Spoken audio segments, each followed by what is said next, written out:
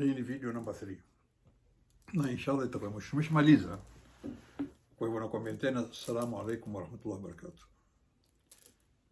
Tuko wapi sasa? Kaingia kwa Ummul Mu'minin Ummu Salama, anambia hawa masahaba wamekataa mwito wangu. Hakuwa kasirikia Mtume, manake ni kama hii ni dhiki. Unaona kama hii sisi wangapi sisi tuna shughuli sasa, kwenda misikiti yetu imefungwa. Huna dhiki, tumefungiwa misikiti tumefungiwa. Ramadhani ndio mwezi wa kheri, mwezi wa baraka. Hata ambao ni Waislamu huona raha. Simewaona Maafrika mimi wote hushiriki, kwa maana huona ile Ramadhani, ile nchi yenyewe hugeuka, mbingu hubadilika, misikiti hubadilika. Na huku kwetu ni zaidi hutoa mabukhuri misikiti, hutandikwa matao wengine, ukampata imamu ya kusomea zile sura kubwa kubwa zile ndefu, watu wote hulia msikitini, zile taa huletwa dim light. Kwa hivyo zile khushu zinakuteremka msikiti, ukisujudu hutaki uinoke kwa bukhuri, kwa harufu zile manukato ziletiwa mazafara kila mahala, watu tuna hagi each other. Oh, mashallah mashallah, Usama Mubarak, and what do you call it, whatever. Kwa hivyo masahaba walikuwa ni zile ni shughuli zile zimeingia, sio kama hakumwasi Mtume, la hasha. Na Mtume anafahamu kwamba hizi ni shughuli, hakuwa akasirikia kwamba hizi ni shughuli zao hawa watu, kwamba wametiwa dhiki. Sisi tuko hapa, ni mji ni wa kwao, kila kitu kimefukuzwa, tumekuja mpaka hapa, na hatukuja kwa vita. Sisi tumekuja, tuna hiramu zetu hapa, hatuna mapanga, hatuna maslaha, hatuna madhurua, hatuna chochote. Ni basi ni strong people, basi ni vile vikwazo tumetolewa bila sababu yoyote, Kwa nini tusiingie? Tunakwenda sisi kwa umra, pale pale tunazunguka, tunapotoka hatulali, hatuna chochote, turejee kwa Musa. Lakini tazama sasa, Ummul Mu'minin kafanya hikma, akaambia, sikiliza, hawa watu hao masahaba labda pengine mpaka sana wana shaka, pengine huenda kwa kubali, huenda kwa maana haijaingia kwenye akili kwamba vipi Mtume sallallahu akakubali hivi. Shauri yangu mimi, nitaka utoke wewe kakate nyele na utinde, uifungue kabisa, fungua haramu zako, kata nyele utinde, fungua haramu zako, lazima atakufuata. Sidhani mmoja atakuwa kalas, wewe ndiye taidi wao, ndiye kiongozi, ndio kila kitu, imam sallallahu alaihi wasallam. Ndio hii shauri ya Mtume sallam. Mtume akafuata. Ndio saa nyingine, kabla siendelea, tumeshamaliza tena, lakini ndio hapa kuna hikma pia.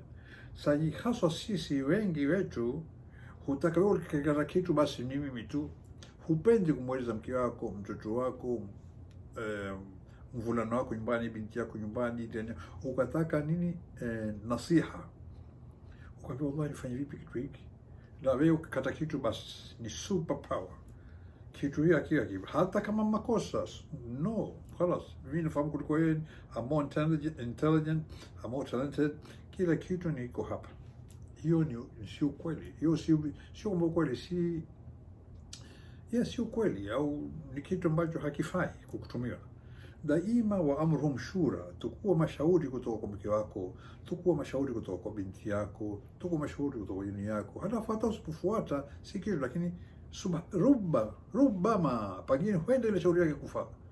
Unaona, ni mke wake sasa, Ummu Salama ampe shauri Mtume fanye, lakini Mtume akafuata, akatoka akaenda Katonyeli, akatinda ule kondoo wake. Masahaba pale pale walifanya nini? Unajua walifanya nini? Pale pale walinuka kila mtu, tinda kufungulia hiramu zao, wakaendelea Maka, wakaenda zao kurejea tena. Sasa hapa ndio tutarejea pale hikma, qadha wa qadar. Unakumbuka zile aya nilizosoma, asa takrahu shay'an wa huwa khairun lakum. Sikilizeni basi. Waliporejea, sio nimeambia baada ya mwaka kaini huu, mwaka wa pili uje. Okay. Ulikuwa mwaka wa 6, mwaka wa 7, mwaka wa 8 wale. Sasa basi waliporejea wakaenda vile ilikuwa vile vita ya miaka 10. Tumeshaeleza, mnakumbuka kwamba ile vita vilifanywa kwa muda wa miaka 10 na wakae mwaka wa pili waendelee.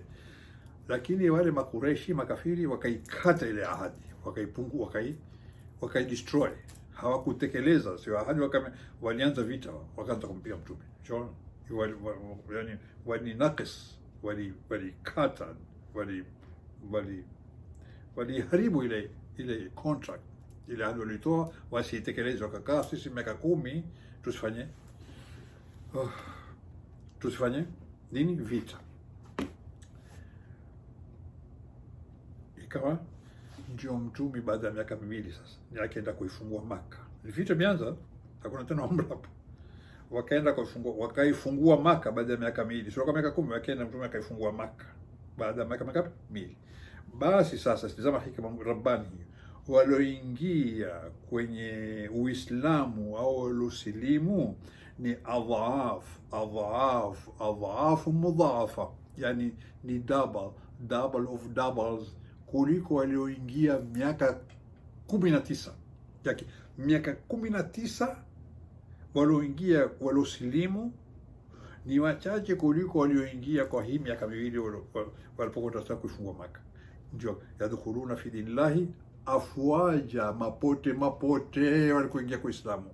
Ushaona, waliingia mapote miaka 19. Vipi 19? Ni maana Mtume alikuwa miaka 6. Simekwambia Mtume yuko miaka 6 pale Madina. Yes, 6 years. Na kule Maka Mtume alikaa miaka mingapi kule Maka kabla hijra Madina? Alikuwa miaka 13, miaka 13 years kule Maka. Kwa hivyo 13 years plus 6 ni 19 years, miaka 19. Kwa hivyo miaka 19 umri wa Mtume alokaa Maka na umri wa Mtume alokaa Madina miaka 19. Kwa hiyo walioingia zaidi, ndio hiyo nakwambia, wa asa an takrahu shay'an wa huwa khairul lakum wa asa an tuhibbu shay'an wa huwa sharrul lakum. Hizi ndizo hikma rabbania. Hujui kitu gani kitatokea, hujui ni kitu gani. Mungu ana mipango yake Mungu. Kwa hivyo wasia wangu mimi na mimi mwenyewe pia, uwe focus, uridhike na kudra ya Mungu, upelelezi kitu gani Mungu anakifanya, kitu gani kitatokea. Usiwe na pirika bwana. Allahumma salli ala Muhammad. Usiwe na pirika. Kila kitu kinakwenda kwa kudra za Mwenyezi Mungu, hujui kitu gani kinakuwa. Yadkhuluna fi dinillahi afwaja, unakiona kitu kimekuwa hivyo, lakini ukika, ndio nakwambia daima mwanadamu, wakana linsana ajula. Mwanadamu daima unapupa, una haraka, hutaka kufanya kitu kimekuwa vipi. Tulia. Allahu ya'lamu wa antum la ta'lamun. Allahu ya'lamu wa antum la ta'lamun. Mungu anajua, nyinyi hamfahamu. Muridhike na kudra Mwenyezi Mungu. Mchukue kenga tu kama hizo mask uzivae, msitembeleeni, hizo ni wajibu. Pia nakuhusiana, msishikie hizi video views sana zinatambazwa, kila mtu kajifanya shekhe, kila mtu kuna video fulani hata zimenichekesha, nitaka kuirepeat, nataka what they said,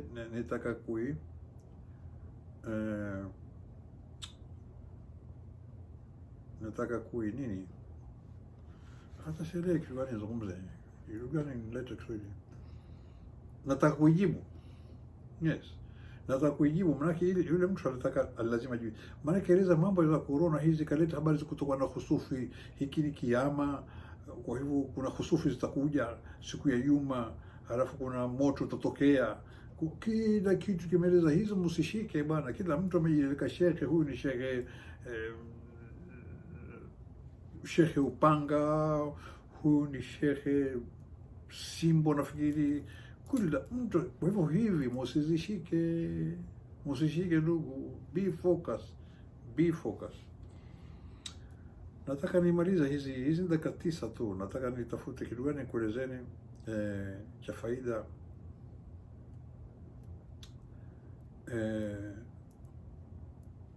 Hata sikumbuki, nitakueleza kitu kifupi.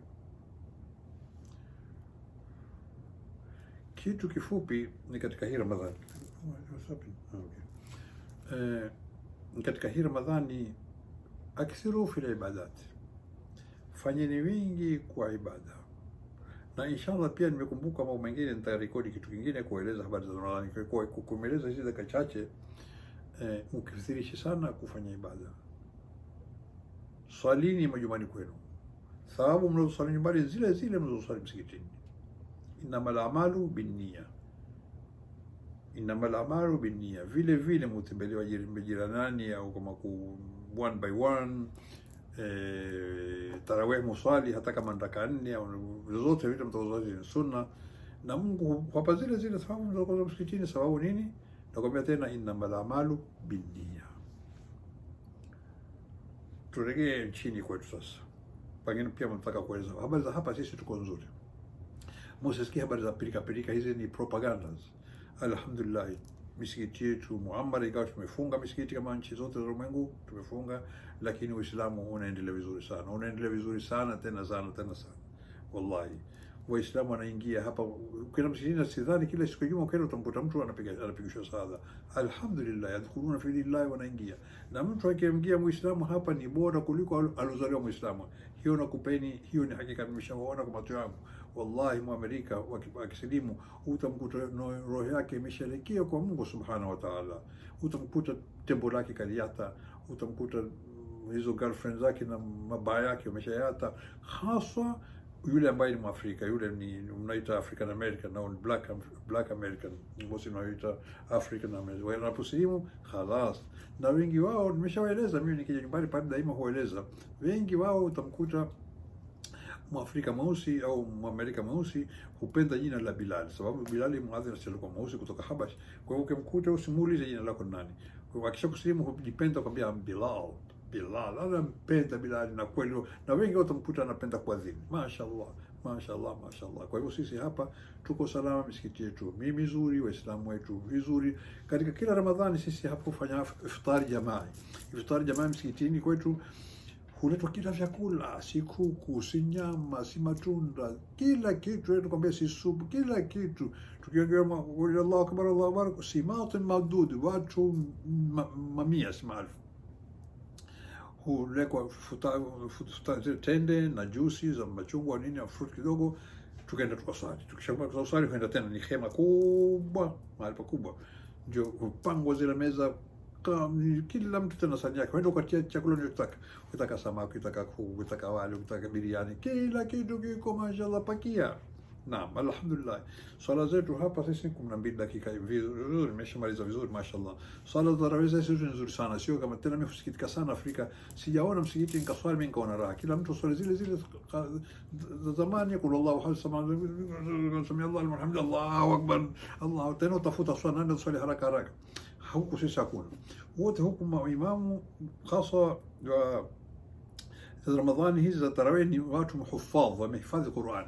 Kwa hiyo tunaanza Alif Lam Mim kila siku juzu moja, tunasoma Qur'an khushu'a, ndio nzuri nzuri nzuri, sauti nzuri, dim light, unapenda usema Allahu akbar na sauti nzuri, anasema Allahu akbar, sami Allahu liman hamid.